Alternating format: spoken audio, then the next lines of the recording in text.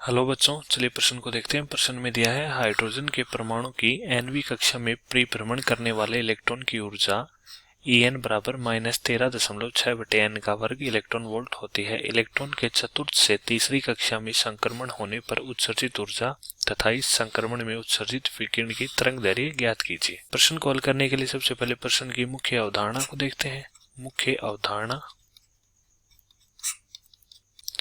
जब परमाणु एक ऊर्जा स्तर से दूसरे ऊर्जा स्तर में संक्रमण करता है तो ऊर्जा का अवशोषण करता है या ऊर्जा का उत्सर्जन करता है।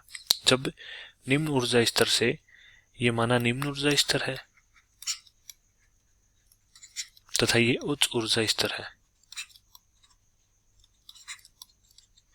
तो जब परमाणु उच्च ऊर्जा स्तर से निम्न ऊर्जा स्तर में आएगा तो ऊर्जा का उत्सर्जन करेगा तथा निम्न ऊर्जा स्तर से उच्च ऊर्जा स्तर में जाएगा तो ऊर्जा का अवशोषण करेगा। अवशोषित की गई ऊर्जा या उत्सर्जित की गई ऊर्जा का मान दोनों ऊर्जा स्तरों के ऊर्जा अंतराल के बराबर होगा, जिसे डेल्टा ई से प्रदर्शित किया जाता है। तो जब इलेक्ट्रॉन n बराबर, माना ये 4 ऊर्जा स्तर है, इसे n बराबर 3 ऊर्जा स्तर में संक्रमण करता है तो उत्सर्जित ऊर्जा इन दोनों ऊर्जा स्तरों के ऊर्जा अंतराल के बराबर होगी। अतः nवीं कक्षा में इलेक्ट्रॉन की ऊर्जा En बराबर होता है -13.6 बटे n का वर्ग इलेक्ट्रॉन वोल्ट। अब हम प्रश्न का हल देखते हैं। हल: जैसा कि हमने मुख्य अवधारणा में भी देखा कि nवीं कक्षा में इलेक्ट्रॉन की ऊर्जा En बराबर -13.6 बटे n का वर्ग इलेक्ट्रॉन वोल्ट होती है, जो कि हमें प्रश्न में भी दिया गया है। En बराबर -13.6 बटे n का वर्ग इलेक्ट्रॉन वोल्ट। तो इलेक्ट्रॉन चतुर्थ कक्षा से तीसरी कक्षा में संक्रमण करता है तो ऊर्जा का उत्सर्जन करेगा, जो कि हमने मुख्य अवधारणा में देखा कि परमाणु जब उच्च ऊर्जा स्तर से निम्न ऊर्जा स्तर में संक्रमण करता है तो ऊर्जा का उत्सर्जन करता है। तो यहाँ चतुर्थ कक्षा में ऊर्जा ज्ञात करने के लिए n बराबर 4 रखेंगे तो E4 बराबर -13.6 बटे 4 का वर्ग, यहाँ से हमारे पास आ जाएगा -13.6 बटे 16। तो E4 बराबर होगा -0.85 इलेक्ट्रॉन वोल्ट। इसी प्रकार तीसरी कक्षा के लिए ऊर्जा n बराबर 3 रखेंगे तो हमारे पास E3 बराबर होगा -13.6 बटे 9 इलेक्ट्रॉन वोल्ट, जिससे E3 बराबर आ जाएगा -1.51 इलेक्ट्रॉन वोल्ट।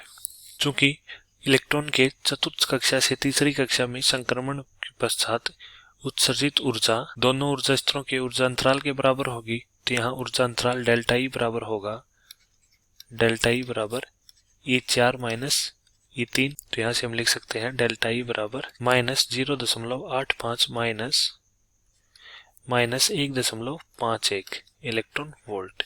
तो यहाँ से ऊर्जा आ जाएगी डेल्टा ई बराबर 0.66 इलेक्ट्रॉन। अतः इलेक्ट्रॉन के चतुर्थ कक्षा से तीसरी कक्षा में संक्रमण के दौरान उत्सर्जित ऊर्जा 0.66 इलेक्ट्रॉन वोल्ट होगी। अब हमें संक्रमण में उत्सर्जित विकिरण की तरंगदैर्घ्य ज्ञात करना है।